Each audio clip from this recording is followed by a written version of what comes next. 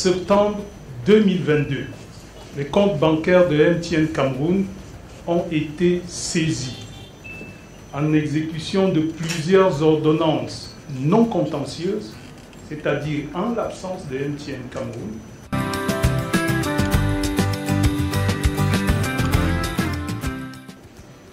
MTN Cameroun conteste fermement la saisie de ses comptes bancaires qu'elle considère comme abusive, frauduleuse et inacceptable. Compte tenu de la gravité de la situation ainsi créée, MTN Cameroun entend utiliser tous les moyens légaux possibles pour faire échec aux manœuvres de braquage actuellement en cours.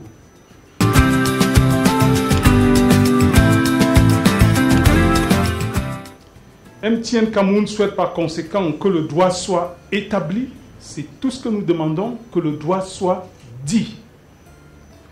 Nous restons convaincus que le Cameroun est un état de droit qui ne peut s'accommoder d'une affaire aussi rocambolesque qui contribue gravement à la détérioration du climat des affaires et ruine la confiance des investisseurs.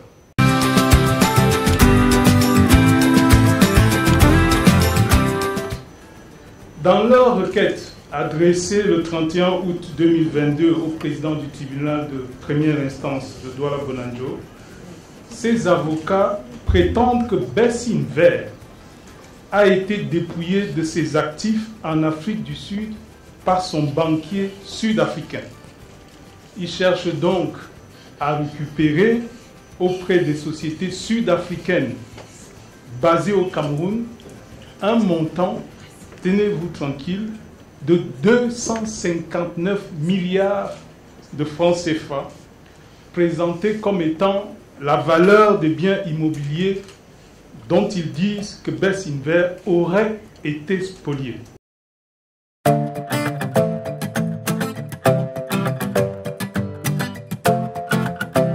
En cherchant à impliquer MTN Cameroun et Chococam dans ce litige et ainsi avoir accès aux produits de nos comptes bancaires, ces avocats ont créé un lien fictif entre nous et la banque sud-africaine qui a accordé un prêt à Bessinver, un prêt apparemment qui n'aurait pas été entièrement remboursé.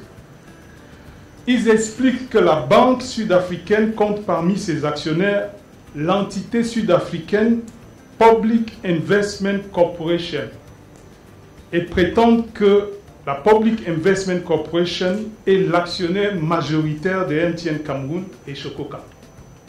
Sur cette base, et sur cette base seulement, il conclut de manière choquante que MTN Cameroun doit 259 milliards de francs CFA à Bessinver.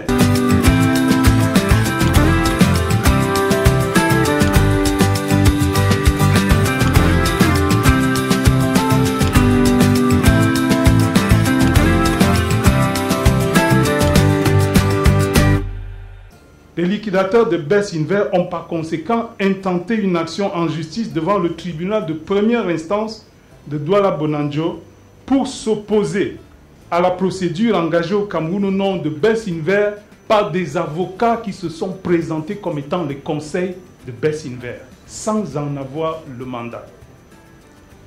La société Bessinver étant en liquidation, en effet, seuls les liquidateurs sont autorisés à agir au nom et pour le compte de Bessinver. Les liquidateurs de Bessinver nous ont confirmé qu'ils n'ont mandaté personne pour agir en justice au Cameroun afin de recouvrer des créances que du reste, ils ne reconnaissent pas. Nous ne comprenons donc pas comment, dans ces conditions, nos fonds continuent d'être bloqués. Et au moment où nous attendons légitimement que la justice statue sur la légalité et la validité des saisies qui sont sérieusement contestées, Le président du tribunal de première instance de Douala-Bounandjo vient de prendre une nouvelle ordonnance, encore non contentieuse, enjoignant cette fois-ci aux banques de transférer immédiatement entre les mains du greffier en chef de son tribunal toutes les sommes d'argent que ces banques ont déclarées ou confisquées suite aux saisies des comptes bancaires effectuées en septembre et octobre 2022.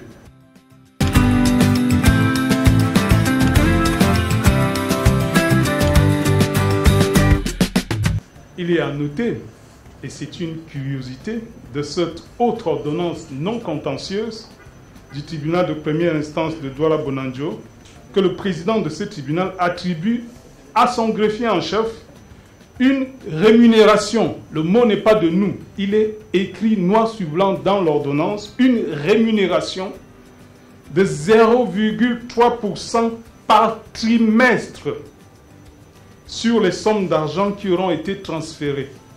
Faisons un peu de mathématiques. Si on transfère 100 milliards, le greffier en chef du tribunal de première instance de Douala-Bounandjo percevra une rémunération chaque trimestre de 300 millions de francs CFA.